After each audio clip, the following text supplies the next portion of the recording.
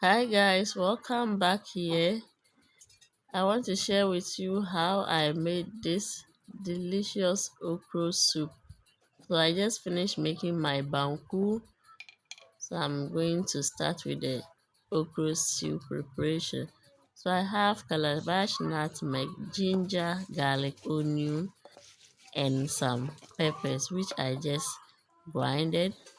And now I'll put my washed chicken in my saucepan. I'll add some water and then I'll scoop some of my grinded ingredients into it, and I'll add my salt, some stock cube, and also a little bit of onion.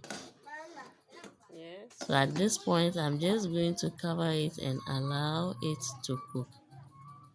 So I'm just starting off with the stew too. I have my vegetable oil here.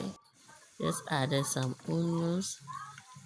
And after some few minutes, my chicken too is cooked. I'm using the soft chicken. So depending on the type, that usually this is what I prefer. So I'm using the stock of the chicken to add some melon seeds, that is agushi powder.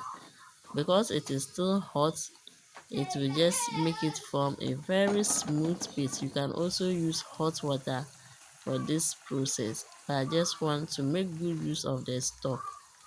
So I'm moving ahead to add some pepper paste, that is the gino pepper paste, and also some tomato paste to my hot oil. And then I'll just have to stir it so that it dissolves uniformly. If you are new here, you are most welcome. Please don't forget to follow us for more videos. So now what I grinded earlier, I just added some into my stew, and I'm going to stir it for a minute, and then I'll allow it to fry for 3 minutes, and then I'll be adding my melon seeds paste, that is the agushi paste, into my stew. So I'll scoop everything inside and give it some time, like 3 to 4 minutes, for it to fry a little bit before I'll stir. So this is how it should be like. If you stir it too quickly, after adding it, you are not going to get the consistency that I'm getting. So you have to give it some time for it to fry, so that when you stir it, to break into some tiny pieces. So you can see how beautiful this has turned into. So now I'm just going to add my mackerel into it, and I'll give it a gentle stir again. This is going to be super delicious. Just follow the steps, and at the end of the day, your family is going to love what you have prepared for them. So now I'll just add a little water, not too much to fill the pot. What can cook my okra, that is what I just added. So already I diced my okra with my food processor, and that is what I'm just going to add gently into it, and then I'll just stir it together and give it some time for it to cook completely. So on this page I have a lot of other videos that you can make good use of. You can just go to my page or channel and watch all these videos. So at this point I'm going to add some palm oil. You can also begin with palm oil, but I just wanted it to have a very nice taste.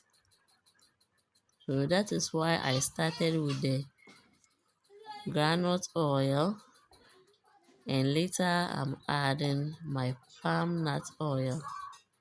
So this is the best way that you can also enjoy your okro soup.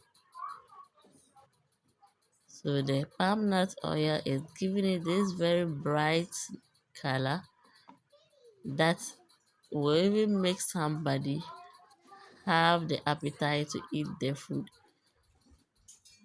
So here I'm just going to stir it so that everything is uniformly mixed, and then I'll give it some time, like 8 minutes, so that my okro will also cook well.